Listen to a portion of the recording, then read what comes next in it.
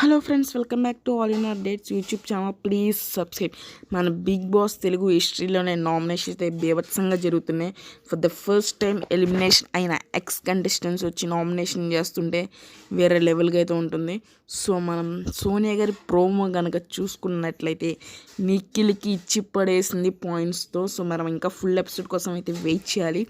So ఇక్కడ big boss team అయితే పకడ్బందీగా అయితే ప్లాన్ చేయడం జరిగింది టీఆర్పీ కోసం. ఇక్కడ ఏంటంటే సోనియా గారు పాయింట్స్ మనకు వచ్చిన ప్రోమో ప్రకారం అయితే ఎవరైతే ఎలిమినేట్ అయిన కంటెస్టెంట్స్ కొన్ని ఎపిసోడ్స్ అయితే చూసుంటారు. అండ్ వాళ్ళు ఎలిమినేట్ అవ్వకముందు ఎపిసోడ్స్ అండ్ అవ్విన కాడి నుంచి కొన్ని ఎపిసోడ్స్ అయితే చూస్తారు. అందులో నుంచి పాయింట్స్ అయితే లాక్కుంటారు. సో ఇక్కడ నిఖిల్కి ఏమైందంటే నిఖిల్ యష్మి ఫ్రెండ్స్గా అయితే ఉన్నారు. సో వెనకాల ఏమైనా బ్యాక్ బిచ్చింగ్ ఓట్స్ కానీ తన గురించి ఏం చెప్పుకున్నా కూడా సో ఆ పాయింట్స్తో చెప్పి సోనియా గారు అయితే నామినేషన్ చేసి ఉంటారు.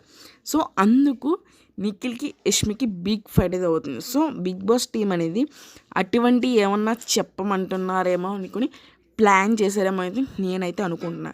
సో ఎగ్జాంపుల్ మళ్ళీ విష్ణుప్రియ అండ్ పృథ్వీ చాలా క్లోజ్ ఫ్రెండ్స్.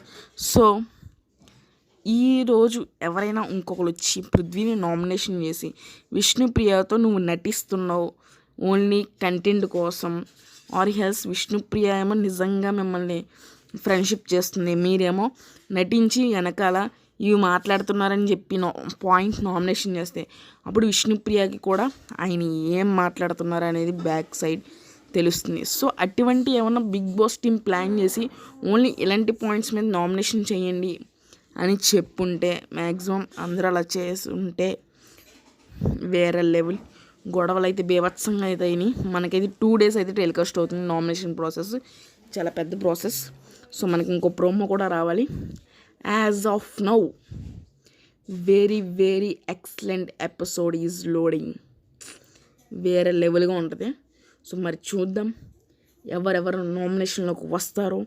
అండ్ ఈసారి అయితే నేను గౌతమ్ నామినేషన్లోకి రారు అని నేనైతే అనుకుంటున్నాను, ఎందుకంటే ఆయన వైపు చాలా పాజిటివిటీ ఉంది. సో మరి చూద్దాం ఎక్స్ కంటెస్టెంట్స్ ఎవరైనా నామినేషన్ చేస్తారు.